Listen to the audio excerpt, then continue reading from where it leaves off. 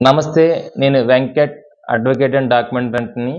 మిత్రులారా, ఈరోజు నేను చెప్పబోయే అంశము, మనం ఏదైనా ఒక అగ్రికల్చర్ ల్యాండ్ అండి, వ్యవసాయ భూమిని కొనేటప్పుడు తీసుకోవలసిన జాగ్రత్తలేమిటి? ఏ విధమైన రికార్డ్‌ని వెరిఫై చేసుకొని, మనం ఆ ఆస్తిని కొనుగోలు చేయాలి అనే అంశం మీద మీకు ఈరోజు ఒక వీడియో పొందుపరిచాను. అవేమనగా ముఖ్యంగా ఒక 12 అంశములు చెక్ చేసుకొని మనం కొనే ఆస్తిని తీసుకోవాలి. ఒకటి ఫస్ట్, ఆ ఆస్తి అమ్ముతున్న వ్యక్తికి సరైన టైటిల్ ఉన్నదా లేదా? ఆయన వద్ద ఉన్న దస్తావేజ్ అన్నీ ఒరిజినల్స్ చెక్ చేసుకోవాలి.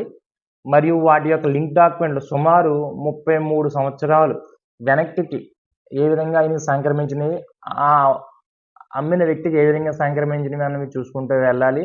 తదుపరి ఎఫ్‌లైన్ అంటే ఆ భూమి ఉన్న గ్రామ పరిధి ఏ మండల ఆఫీస్‌లోకి వస్తుంది, ఆ మండల సర్వేయర్ గారితో సర్వే చేయించుకొని, ఫీల్డ్ మెజర్‌మెంట్ చేసుకొని, సర్వే నంబర్ నిర్ధారణ చేసుకోవాలి.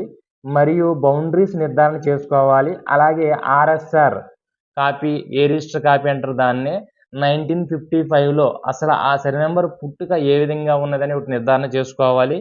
తరువాత రెవెన్యూ రికార్డ్ అనగా అడంగల్ 1B ROR నందు నమోదయ్యి ఏ ఖాతా నెంబర్తో ఉన్నదో చూసుకోవాలి.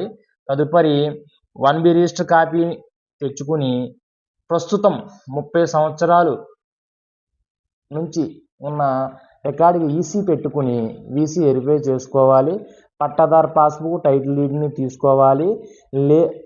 1Bలో ఉన్న సర్వే నెంబర్తో కూడిన వ్యక్తికి ఖాతాలో ప్రస్తుతం రైతు భరోసా పథకం మీద అకౌంట్మెంట్ కూడా చెక్ చేసుకుని, ఇవన్నీ నిర్ధారణ అయిన పిమ్మట మనం అది కొనడానికి ఆస్కారం ఉంటుందని ఈ వీడియో ద్వారా తెలియపరచమైనది. జై హింద్.